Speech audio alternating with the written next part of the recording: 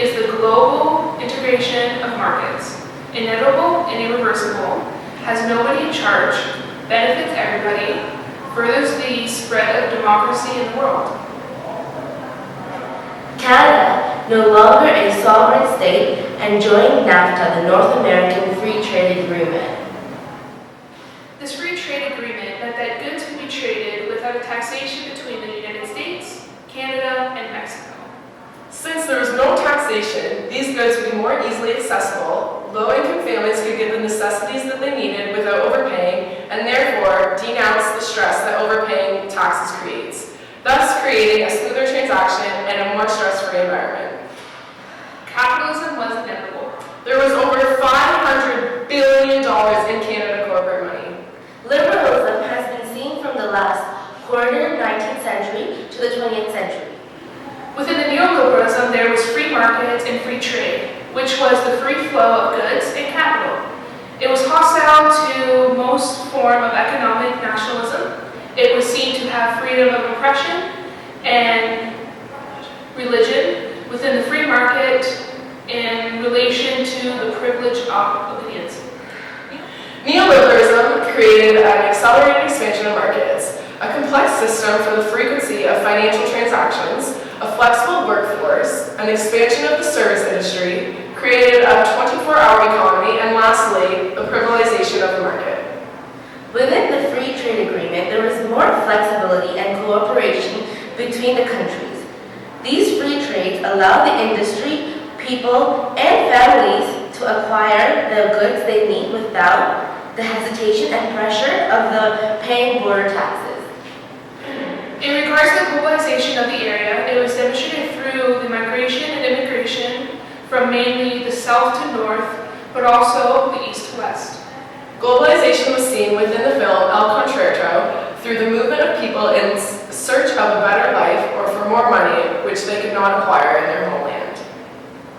These Mexican men were depicted as the foreign workers had cheap contracts which offered new benefits such as health care and sustainable housing.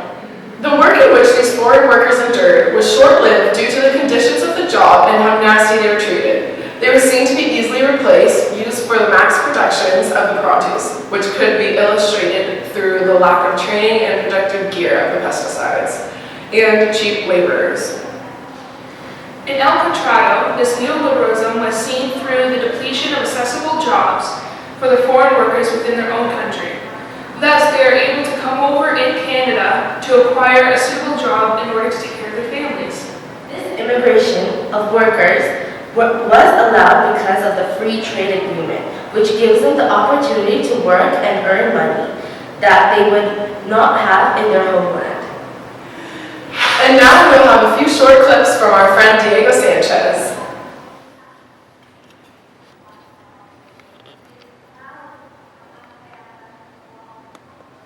Oh, I have to use these pesticides for work, but I have no idea what it is.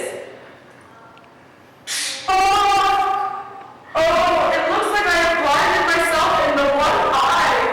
I wish that people told me what this was previously so I could have prepared myself. No one tells me what anything is. I don't know what any of the bottles are, none are labeled. It's like I have no protective gear. If I maybe had some safety glasses, I wouldn't have blinded my right eye.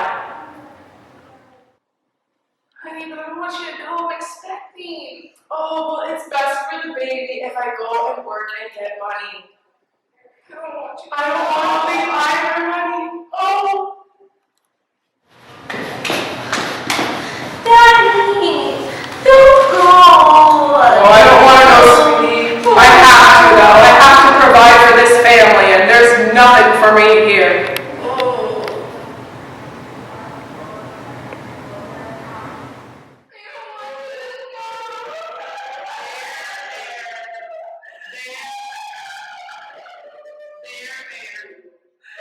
There now.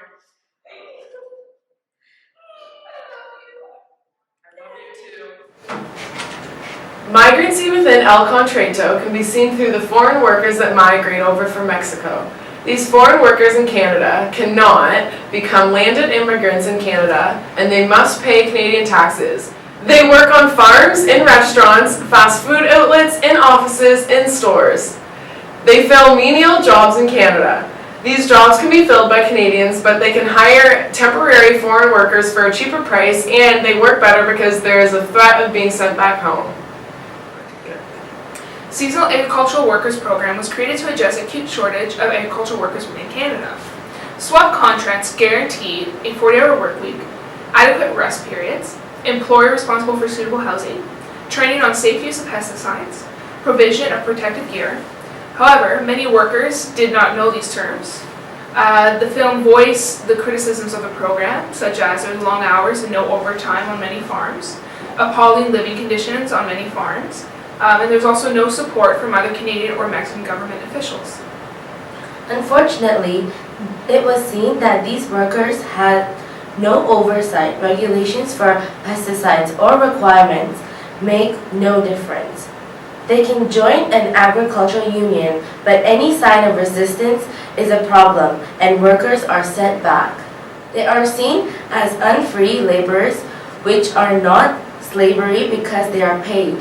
But, however, they are left to feel that they have no choice.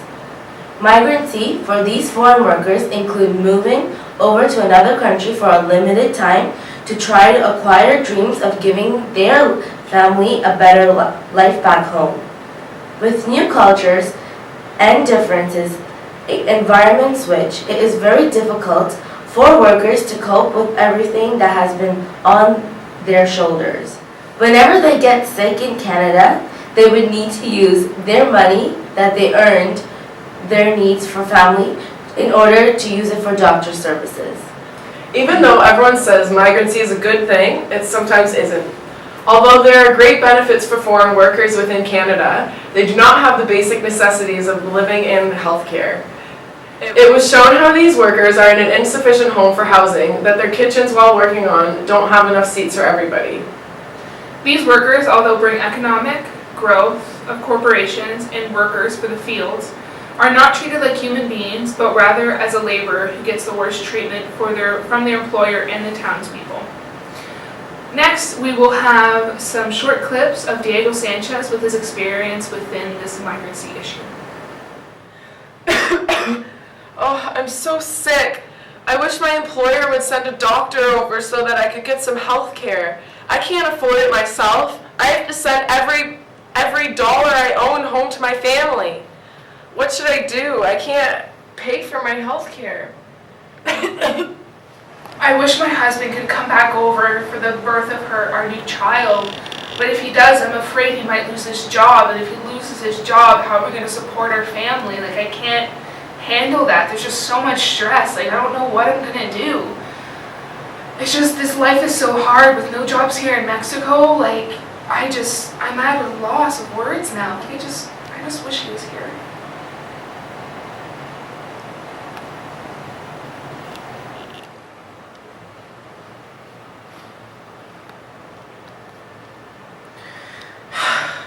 I really wish I could be there for the birth of my baby. I even asked my boss if I could go home for a trip, just a trip, so I could be there for the birth, but he threatened for me to lose my job, and I couldn't risk that. I need to make money to provide for the family.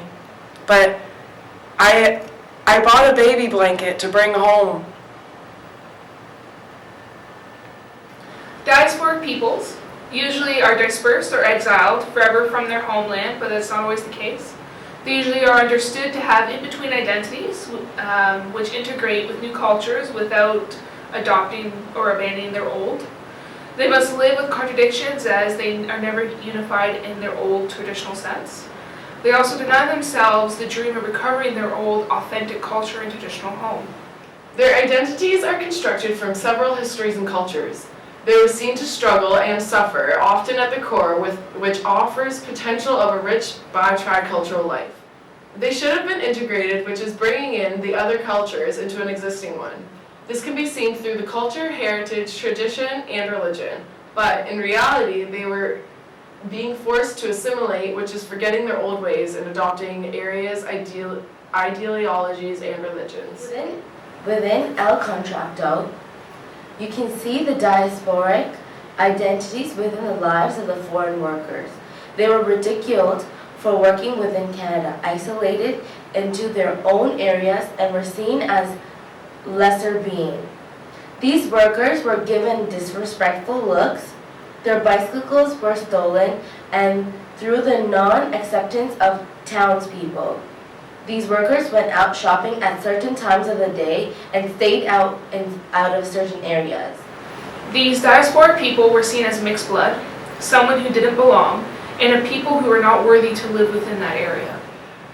With this focus put on these foreign migrant workers, they were seen as a lesser being, and they had bare minimum rights, and they were used for cheap labor. Up next, we have Diego Sanchez with his diasporic identities and the troublesome he goes through within Canada.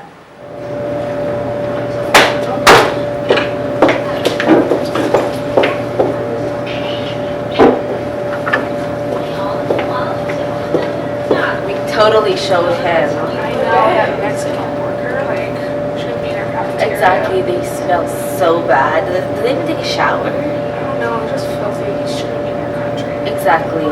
They're coming here and they want all the money. I know, taking all our jobs. Exactly. Despicable. God, I can't even believe that those Mexican workers are in this part of town. I know, why are they even here? They can't even speak English. I don't understand. Exactly, they should go back to Mexico where they can speak their Spanish. Their English is terrible and it makes me disgusted. And I can't believe that they're trying to live the way they would live in Mexico. This is Canada. If they don't like the way we are here, they should just leave. Exactly.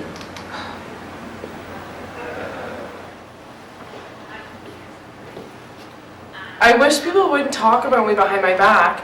I'm a normal person, just like everyone else. I do normal things too, just like every other human. Why can't they treat me like one of their own?